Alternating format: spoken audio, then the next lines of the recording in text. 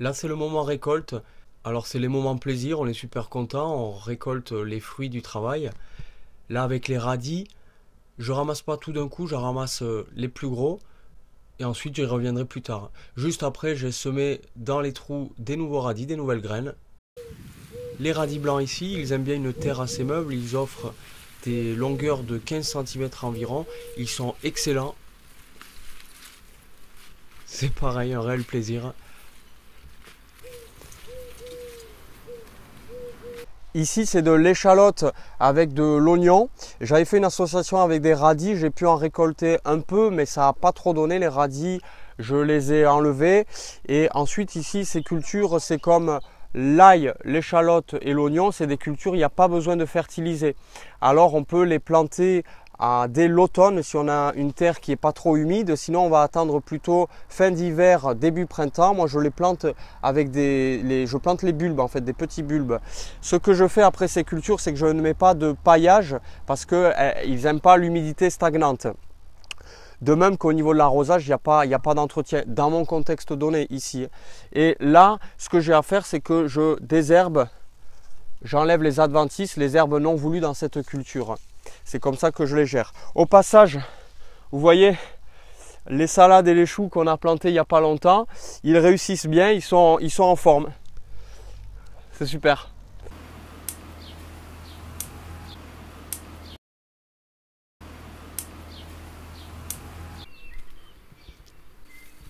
Les fèves,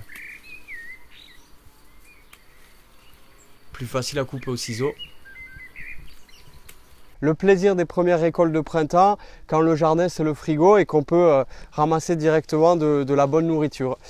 C'est génial.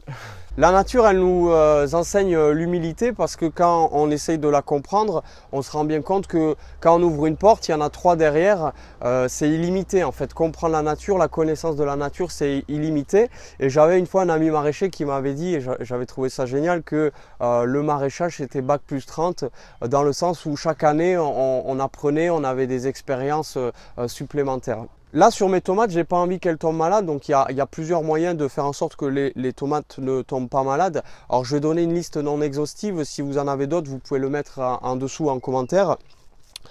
Déjà, par exemple, ça peut être de récupérer ses graines d'une année sur l'autre à la manière de Pascal Putz, où on va développer un pool génétique de plantes résistantes à nos pratiques, résistantes à notre terroir. Et d'année après année, en sélectionnant les plantes les meilleures, les plus résistantes, on a du coup un pool génétique adapté qui est plus résistant aux maladies.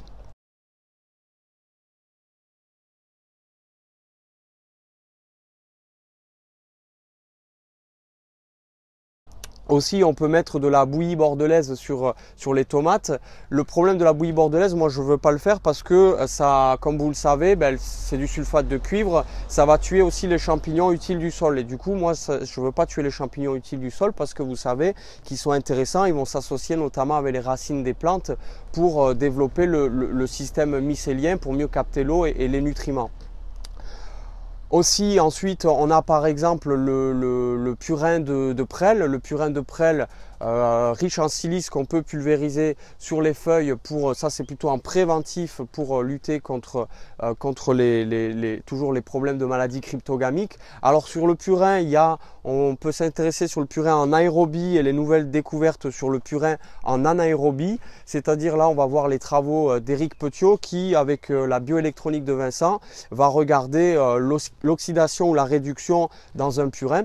C'est-à-dire que par exemple, si vous faites avec un couvercle flottant, vous aurez un purin qui ne sera pas oxydé, qui sera riche en électrons.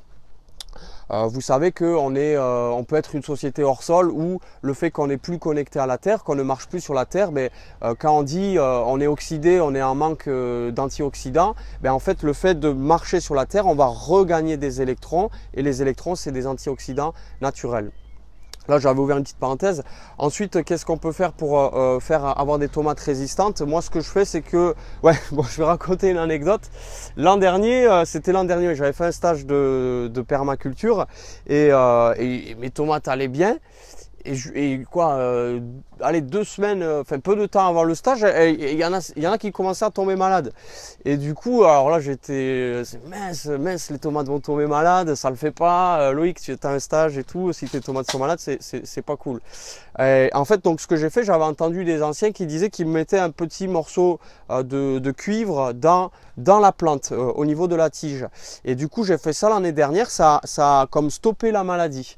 Et mes plantes, elles ont continué à se développer. J'ai récolté des tomates tout du long de la saison. Alors, je ne peux pas dire avec certitude que c'est ça parce que je fais de manière empirique, mais toujours est-il que dans mon expérience, il s'est passé ça. Donc cette année, je veux le réexpérimenter. Moi, ce que je conseille le mieux, c'est de faire ses propres expériences, de voir ce que font les autres, de comparer et petit à petit, ben, on se fait un avis. Aussi, comment on peut faire en sorte d'avoir des tomates qui ne tombent pas malades? Ben là, vous voyez par exemple, je les ai plantées tout à côté. S'il y en a une qui est malade, ça peut être un boulevard pour propager la maladie plus facilement. Bien que là, le fait qu'elles soient en serre, elles sont moins soumises à la pluie. En extérieur, quand j'en plante, je ne les plante pas toutes au même endroit. Comme ça, en fait, s'il y en a, vu qu'elles ne sont pas toutes au même endroit, s'il y en a une qui est malade, je vais l'enlever et elle ne contaminera pas facilement l'autre tomate vu qu'elle sera plus éloignée. Voilà brièvement.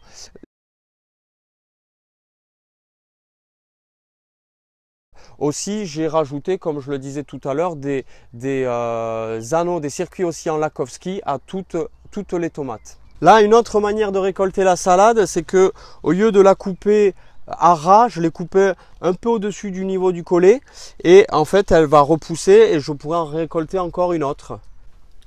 Dans mon jardin forêt, je suis obligé de faire des tailles, sinon ce serait un milieu trop ombragé. Là, l'aubépine, qui a des épines, c'est pour ça que j'ai un pull. Alors Crataegus monogina, elle est géniale dans le jardin parce qu'elle est l'une des premières floraisons au printemps, très mellifère, beaucoup d'abeilles. Aussi, elle a des vertus très intéressantes pour le corps. Je vous conseille de regarder cette vidéo. Vous verrez que les feuilles et les fleurs notamment peuvent être utilisées, ainsi que les fruits. Lorsque je la taille, je vérifie bien sûr qu'il n'y ait pas de nid d'oiseaux pour pas créer de problème avec la nidification. Et j'interviens après la floraison pour lui permettre de refleurir l'année suivante sur les pousses de l'année. On est un peu des coiffeurs du végétal là, dans ces moments-là.